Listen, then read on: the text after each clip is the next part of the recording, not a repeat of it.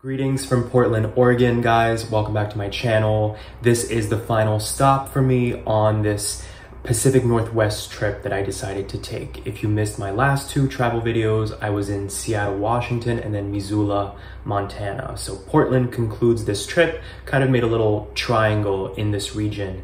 The reason I came to the Pacific Northwest, I actually came for work. I had a conference in this area and then decided to hit these other stops. But this region in general, I had very little context about.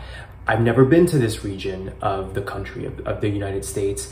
And I was curious, I guess, mostly for two reasons. This whole region is known for nature. Really, the West Coast in general, I think, is very nature oriented. Also, on the gay travel part of things, I had this image of this region that because of the nature, the men in these states would be more like rugged, you know, mountainous type guys, outdoorsy type guys. And I find that sexy, like more sort of old school images of masculine energy, but without the sort of toxic machismo that we associate with masculinity today, more of just that organically old school traditional view of, I guess, men doing traditional skill type stuff like hunting, fishing, and you know,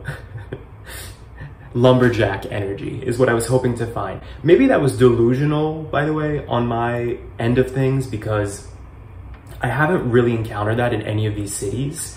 And Portland, I would say, is the least, the farthest from that sort of image that I had in my mind. But my conclusion, and of course I'll dive into the details in this video, but my conclusion is that these cities, Seattle, Portland, even Missoula, which calling it a city is a stretch, I would say it's a small town, and it's basically a college town if you missed that video. But my impression is that these are the urban areas of these states. And interestingly, they're not even the capitals. Like Seattle is the big city of Washington, but it's not the capital. The capital of Washington is Olympia, and the capital of Oregon is actually Salem, not Portland. And yet Portland, I think, is the big city of Oregon. Interestingly, by the way, Portland and Salem, Oregon, both cities named after their East Coast equivalents. So Salem, Massachusetts, of course, famous for the witch trials, and Portland, Maine. I learned through this trip to Portland that it's actually named after the original Portland in Maine. So anyway, these cities, I think, are the more modern urban areas of these states. But I have a feeling that when you venture out into the actual wilderness, the actual nature that is associated with these regions, that you probably do find more of that traditional image of people, including that mountainous male energy, the Brokeback Mountain energy. So let me dial it back for a second. First impressions of Portland. To me, walking around, I felt like I was in Brooklyn, New York. So if you've been to Brooklyn, I would say Portland, to me, it parallels Brooklyn. And what I mean by that is certain areas are very urban and you feel like you're in a city, but like a smaller city. And then other parts, you feel like you're in a neighborhood outside of a city. So you have both of those elements. And I think that's why people who like Brooklyn, because they feel still connected to a city vibe, but it's not like overwhelming stimulation overload kind of thing. I personally am not a fan of Brooklyn though.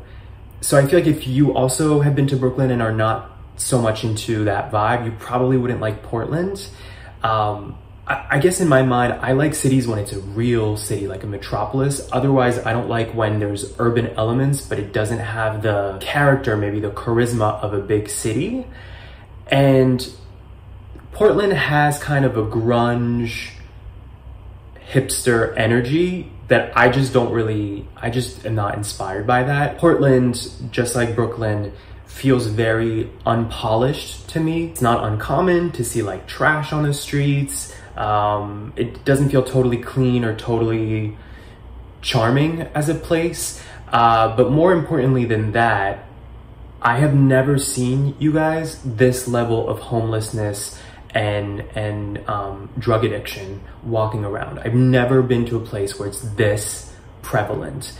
I imagine, just from stories I hear about San Francisco, this is the stereotype now of San Francisco, especially post-COVID, that San Francisco is just this city of homelessness everywhere. So I imagine that San Francisco must be like this, or more, probably more intense. But it's really jarring, you know, to walk around and every single block you're on, you see somebody who's disheveled and clearly on some kind of drug, or homeless, or all of the above. But I think this is a post-COVID reality. I talked to a few people who have been to Portland in my personal life, people I know who have been to Portland before the pandemic, and they don't have that recollection. So this must be one of these American cities that was totally ravaged by the economic and social elements of COVID. Here's another interesting thing. I see quite a few people here wearing face masks, like the person at my hotel, at the lobby, cashiers at a coffee shop. And people should do whatever they want. If they want to wear a face mask because they don't want to get some kind of illness, even the common cold, more power to you. But it's been kind of jarring for me coming here. I don't know if it triggered some kind of COVID PTSD, but it's like a whole other world. I've never been to another city where this many people post-COVID are wearing the masks. And again, you step out onto the street, it's not very clean. Again, a lot of people who are very disheveled. I am not charmed by this city whatsoever, and I do wonder how it was pre-COVID. But honestly, you guys, even without that, it's not a super dynamic city. It's not a very inspirational city. The one plus side that I will definitely say about Portland is I noticed there's a lot of trees within the city. Like every street, you have trees lining the streets, which definitely helps add character. It's aesthetically pleasing to see nature in an urban area. And that's kind of my takeaway with Oregon in general, is just the trees. So I ended up leaving the city to do a guided tour of nature-oriented areas beyond, like right outside Portland, like half an hour to 45 minutes out of the city.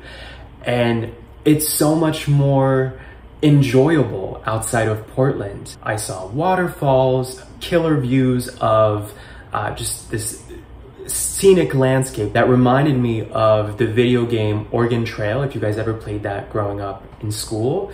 It was so eerie to actually see it in real life and think like, oh wow, this looks just like that video game. But you know, the 3D version, the real life version of people crossed these waterways and they crossed these forests and these mountains to venture out west. This is the history of this region. It really was part of that wild, wild west of people just figuring it out, claiming land and going from there. But now let's actually discuss the gay travel part of this video.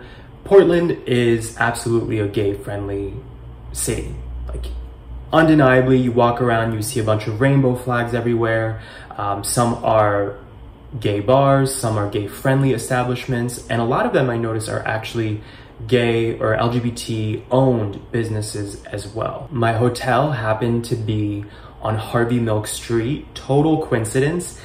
But it doesn't really get more LGBT friendly than that, right? Harvey Milk, of course, the famed politician, a gay man. Again, going back to the aesthetic of the guys here on apps and even just walking around, I was thinking it would be one way. I was thinking it would be like the really rugged type guys. Not that at all. I would describe the guys here as, again, very hipster, but also like alternative, for lack of a better term. Punk aesthetic, disheveled hair, painted nails.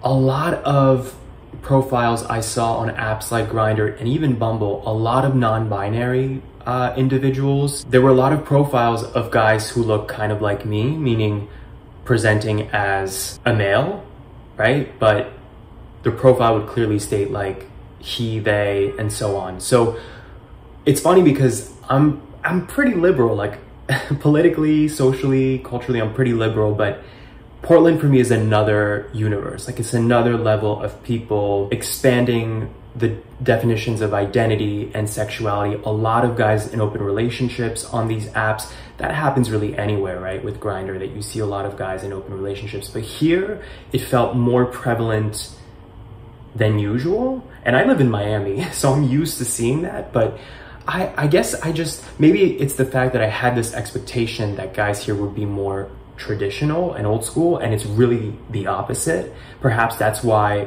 it's been so noticeable to me. Point is, if you come to this region, I highly recommend that you exit the cities and explore the nature, because to be honest, I did not really enjoy myself here until seeing what the areas outside had to offer. I mean, it really was the highlight of the trip to see these beautiful waterfalls and take the scenic route through the outskirts of Portland. But the city itself, I wouldn't really recommend it. I do wonder cities like this, how they will fare 5 to 10 years from now. Just seeing the barrenness that I saw while here, this post-COVID reality, it's honestly kind of depressing. As always, curious what you guys think. Let me know in the comments if you've been to Portland, if you live in Portland, or perhaps have spent a lot of time here. I'd love to hear what you have to say.